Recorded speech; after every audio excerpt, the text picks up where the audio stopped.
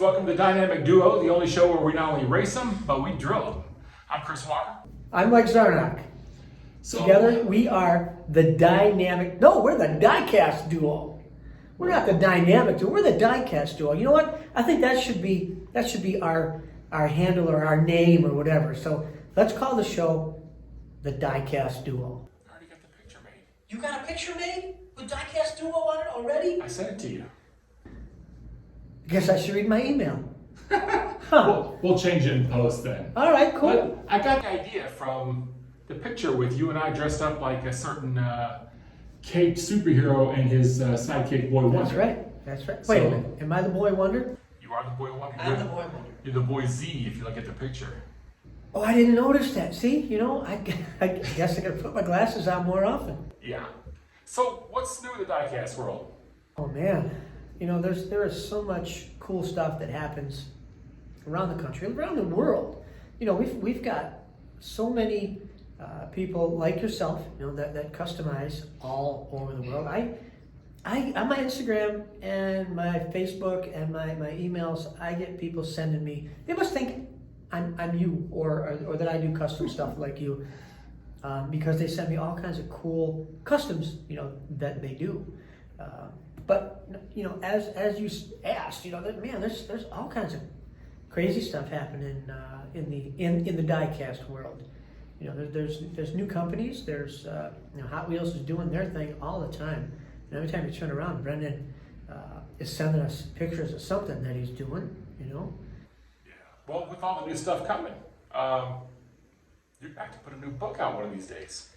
Man, you and about 1 million other people are writing me about new books.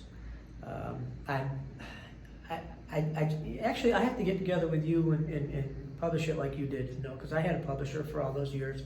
This is actually my 20th year, Wow. my 20th anniversary of being a diecast author and historian. And 14 books later, and hundreds of magazine articles. That's a lot of books. It is. It's a lot of work. As you've written one and helped Joe with his, and Yeah, that's not 20 years worth. oh no, but it is a lot of work. I mean, not only the books that I do, there's the appearances that we do together, and You got your YouTube channel. I got my YouTube channel. I'm getting close to my 500th episode of Hot Wheels TV. So that's a milestone. Yeah, that's amazing. I have over 28,000 subscribers, so I'm heading for that 30,000 number. Wow. It didn't start out. I mean, I never came down and said, hey, I'm going to do this, I'm going to do that. Yeah.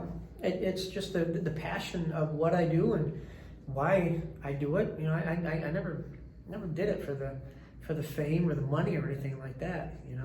Life experience always taught me that some of the best things in life happen organically. Yeah. Some people try too hard, but if it just happens, sometimes it just happens.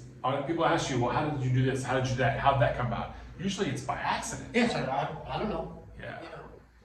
Well, with you having a YouTube channel, all the appearances and stuff, and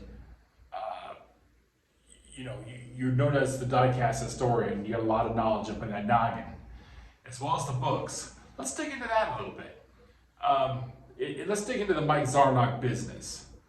There's a lot of people. They see you at the show. They know you have a YouTube channel. They know you know about variations. They know you wrote a book or two. But I don't think 90% of the people out there know the real Mike Zarnock. What makes you tick? What made you start it? How did collect that? Because with you started as a young child. I started in 1968. Yeah. I always loved cars. My dad was a body man. He would always bring toys home. We didn't have much money, but he would get stuff. Like he worked across the street from the Ford dealer, and he would bring home. They had slot car tracks that would promote the new Mustang and stuff like that. When they were done with them, they'd give them to my dad, and he'd bring them home for me. Wow. And all kinds of cool stuff. But I always liked cars. and I said slot cars and model cars and things like that. And I'm a huge Tom Daniel fan. You know, Tom, all of his designs were amazing. I used to go down to the local Grant's department store and look for the latest Tom Daniel models. And one day I went down there and I'm looking at the models, and I look up and there's a Hot Wheel display. And it's like, holy moly. What a sight to see. Oh, All the wild colors. You know, I'm used to, you know, at the time they had the little boxed Lindy cars, you know, the little models. That, Oh, yeah. You know, those were really cool. Of course, Matchbox cars. I had Matchbox cars since I could crawl, for goodness sake. But I was always, you know, trying to emulate the cars that were on the street. You know, this was the time when you know, down my street there was an Olds 442 on Mr. Durfee's front lawn. Guy next to him, John, he had a Corvette. You know, there were just muscle cars everywhere, and That was back when some of the greatest cars you'd ever see or imagine to own now were common on the streets every day. yeah, I mean, I remember one of the guys had a 427 AC Cobra, and was a body shop, Jimmy Ferris, and they took it out. They took the 427 out of the Cobra and put it in their wrecker, and put it in the tow truck. Unbelievable. And well, in those days, we used to chase accidents. We would have the scanner going across the body shop, and whenever there was an accident, the police would say, you know, personal injury accident at, you know, Genesee and Kossuth or whatever, Bleecker and Kossuth. But and everybody would jump in their tow trucks and they would go to the accident. First guy to the accident, you know, got to talk to the people that were in the car and help them out, and, you know, hustle the job. Sure. Yeah. So, okay. So if you had a wrecker that could get there faster than anybody else's wrecker, I mean, you know, guys were flying. So here is, you know, Jimmy and Buddy Ferris, you know, with their wrecker with the 427 Cobra engine in it, and, you know, the guys from CNC Collision had a 351. Yeah, the wreckers were fast, but yeah, everybody had muscle cars and muscle trucks. But yeah, it was a great time to grow up. It really, really was. You know, you could hear cars coming before you saw them. You know, the ground would shake when the big black Corvette would go by. Or I actually, one of the first cars that I ever drove was a 428 Cobra Jet Mustang Mach 1 4-speed car. My stepdad was doing tune-up on it, and we went out on the backcountry road, and he said, "Here you go, give it a shot." Wow, that was like 14, you know. But yeah, it was an amazing time to grow up, and you know, Elliott Handler did that with Hot Wheels. So gave you toy cars that looked just like the cars that run the street.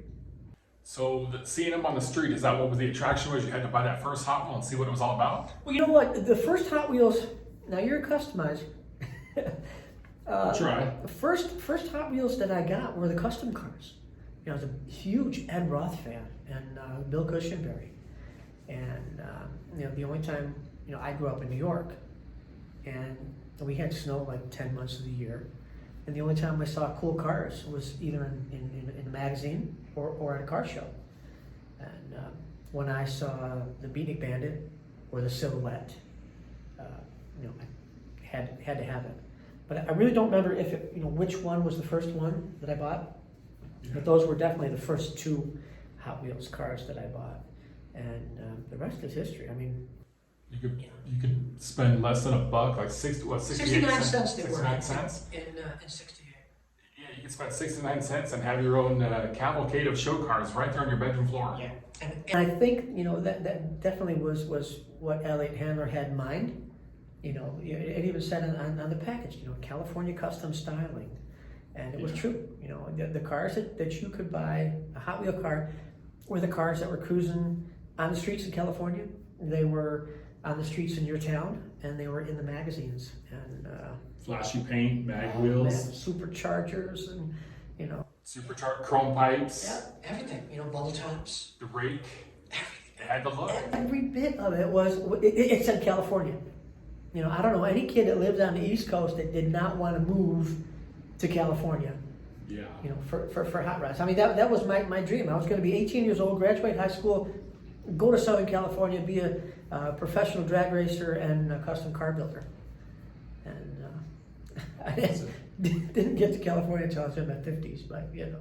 Well, you made it there eventually. I did. So that started your collecting. That's what got you going. Yeah. I mean, and you know, ever since then, it was. I mean, everybody in my family knew what to buy me for any occasion. You know, would go down to Grant's and pick up a handful of Hot Wheels for Mike, and he's happy. Now, when did your collection? I'm sure, like crazy? Well, I'm sure it got crazy in 69, 68. Well, you know, when I was a kid, I had to have one of every car that came out. And I didn't care about colors or, you know, I really didn't pay much attention to that. Just that I knew when the new Corvette came out, I had to have that. Sky Show came out, I had to have that, the drag racing set, you know. So I did have every car that came out from 68 to probably 71, 72. And track sets. 72, is that when you discovered girls? Yes. Yeah. That's the story. Just about that time. 72 was cars, real cars, and girls. Yep. And but you know, I still collected, and this is a terrible story, but it's a true story. Talking to a friend of mine, and we were out, I think, by the Boston store downtown, and a couple other guys were hanging around out there. And I was telling my friends, hey, did you see the new, you know, the latest Hot Wheel, whatever it was? And this one kid says, you collect Hot Wheels? What are you, a baby? And I thought, oh. My feelings were hurt, you know? Killed it right there, didn't it? It killed it right there. And I didn't collect Hot Wheels for probably 2-3 years. You know, so I missed the enamels totally missed the enamels. And I got back into it, you know, a couple of years later. Only because I was just cruising through the store and I said, oh, look at that, you know? And I just started collecting again. And I didn't care what anybody said, so. And it pretty much stayed strong since that date forward? Yeah, I mean, I didn't get one of everything after that. I just got the cool stuff that I liked, you know, like a lot of collectors do. Yeah. And then, of course, I got married and had my oldest boy, Chris, and I would buy cars for him. And as you know, we would go to the store and we would look at the Hot Wheels and go, you know, when Daddy was little, we would, you know, I would get all these. And it you know, I started collecting for him, with him. And then I just said, well, you know what, I like this too. So I'd get one for Chris and one for myself. And just started collecting again. And that was probably the mid-90s.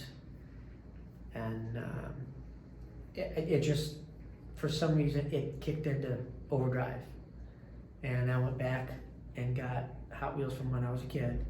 The black walls, track sets. And then I noticed that I had one of everything pretty much, except the red lines. My goodness, I couldn't tell you, you know.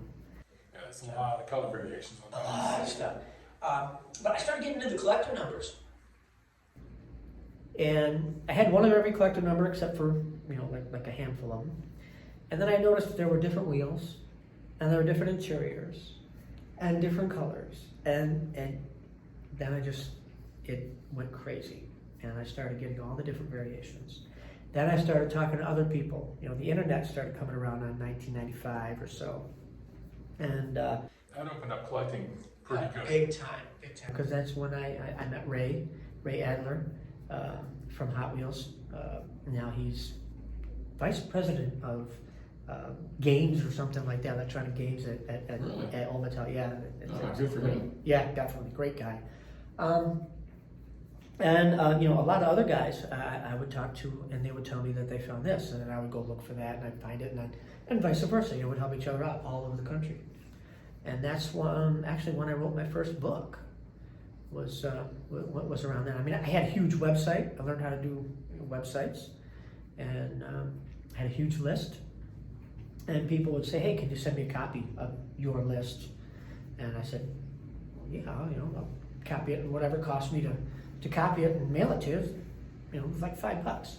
So, slow down a minute now. Since those are the list of everything that was out, variations and all, as much as you knew at the time? Yeah. Okay. So because you made the list, that's what made a light bulb go off in your head? Well, how'd that work out? I said, people were asking, because my website got huge. There were a lot of people on my website. It was called Mix Hot Wheels. And This is called Mix Hot Wheels Collection, MICKS, because there were so many Michaels out there, or Mikes. Okay. I decided to, there were no Mick, so, and some people did call me Mick. Some people still call me Mick from back then, from '95. Okay. Like I said, I would.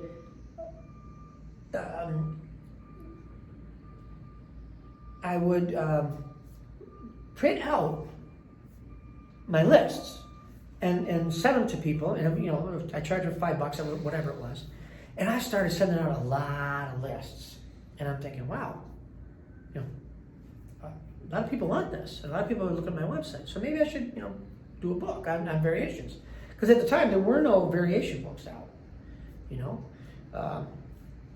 Bob Parker did his book. Mike Strauss did the Tomart book, and it really didn't get too involved in the meticulous variations, that the variation collectors were looking for. So I shopped it around to a couple publishers, and right off the bat, Krause said, "Yeah, let's do it." Whoa, I got a book deal, That's amazing. Yeah, it was, but I didn't start to be a price guide. I just wanted to do a variation guide. So after we signed all the contracts and all that, and then they said, "Okay, well, now you got to put the prices to all the cars." And I said, "Well, I didn't plan on having a price guide. I mean, just variation guide." So, well, no, we sell price guides, and you have to have prices or we can't do it.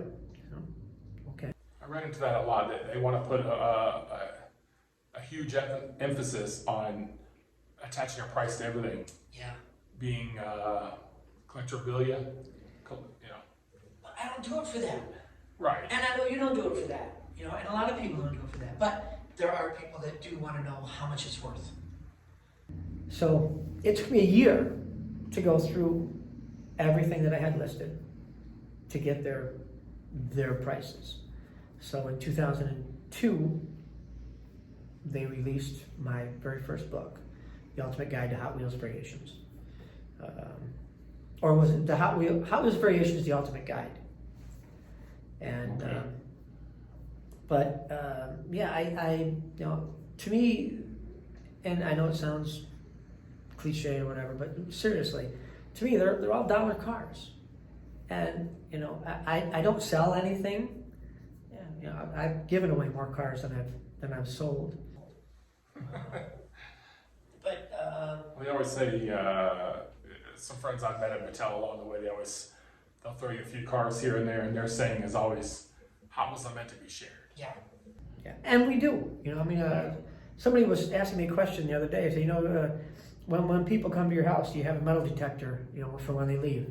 I said, no, because I'm handing them a bag full of Hot Wheels. Anybody who comes to my house, here you go. Take leave them with something. Yeah, they're leaving with something. And Hot Wheels are meant to be shared. And my love for them, I like to share my love for them. So, people, we talk about Bruce Pascal and how much he spent on the Beach Bomb and stuff like that. Would I spend that money? No. Bruce would, but everybody has a different elevation of their collecting. If you can, do it. You know what I mean? But you and I have known each other long enough that that to me there's just stuff that I love, like you. Yeah. And well, now for those of you out there who don't know, Bruce Pascal, some people know who he is. the longtime collectors, newer collectors aren't really familiar with him. He's the gentleman that paid $72,000. upwards close to that. He signed an agreement where he wouldn't disclose the actual price, Yeah. but it's pretty close to that. Rumor has it, 72,000. Rumor has it. From one For a pink Hot Wheels. 1969, what they call a rear loader beach bomb, Hot Wheels. And they call it a rear loader because the surfboard is sticking out the back instead of on the sides, which is the production run. And this is, pink ended up being the most desirable color. Boys don't play with pink cars. Yeah. So pinks didn't sell well back then because boys didn't. Exactly. That was the reason it didn't sell well, because Yeah. mostly boys collected Hot Wheel cars. Yes, there's some women that have some amazing collections. Sure, yeah. But at the time, oh, you got a pink Hot, well, like the kid that said, oh, what are you, a baby because you collect Hot Wheels? Yeah. If you got a pink Hot Wheel car, it's like, no. Your sister might have had a pink Hot Yeah, Wheel car, but yeah. you didn't get a pink Hot Wheel car. Got a blue one or a red one. So the pinks are very valuable to this day. And but Bruce bought that pink one, and it was also a transition base. It had the base from the side loader beach bomb on a rear loader body, and it ended up being, well, arguably one of the most popular cars. Definitely one of the most expensive. Yes. There's been some other rare cars out there, but this one got a lot of the. That one's got a lot of. Traction in the, oh, look what Yes. somebody paid for this. He's been on many TV shows, Pawn Stars to name one, many Well, magazines. we were there for that one. We were there we were in the background. Yeah. And that made him pretty much world famous. It was on a lot of Yes. TV shows, news type segments about, oh, you wouldn't believe what you might have in your closet. Well, nobody had anything like this. But that's a sensationalistic approach. That's the thing too. When people see what Bruce had, what he has, and what he spent on things, and there's a number of other cars that are out there that command a lot of money, Yeah. but they were not in everybody's toy box. They were not in Right. hanging on the shelf. They were pre-production cars. They were given to the people at Mattel. Here, take these home to the kids. Let them play with them over the weekend, and when you come back on Monday, tell us what the kids thought. Or they would bring the kids in, and they would do. Mattel was really huge on playability, how well the child played with the toy, how much the child liked the toy, how long the child played with the toy. It was a whole psychological thing that they did, and but yeah, all of these things were that collection that Bruce got was a shoebox that was sitting in somebody's desk when they left Mattel. They took it home and put it in their closet. So Yeah. Funny enough, you almost touched on what once people found out that beach bomb was what they call a red line with a little red stripe on the tire. From the cars from the 60s with the red stripe on the tire, all those are worth a lot of money. So you started having people pulling out ones that looked like they'd been to Iraq and thinking they're worth thousands of dollars and their kids are going to college, and that's just not the case. No. If you can get $5 for those, you'd be lucky. They didn't understand that sometimes it's the color, definitely condition, and rarity of the model. There's a lot of models that aren't made in higher numbers like some of the rest of them. Like, you can get a blue Beatnik Bandit, and even in a mint condition, it's nowhere near what maybe a beat up old Sport 42 is. Yes. And you definitely, even if you have a rear loader beach bomb in any condition, you want it. well, they made they were pre-production, and it's said that they only made about 200 of them. And when I helped Bruce with his book, the amount that are only known is like 22 or 24 that are known to exist right now. So some are out there. Yeah, they're out there in somebody's closet, People don't know it yet. Right. Time will tell. We'll see. Yeah.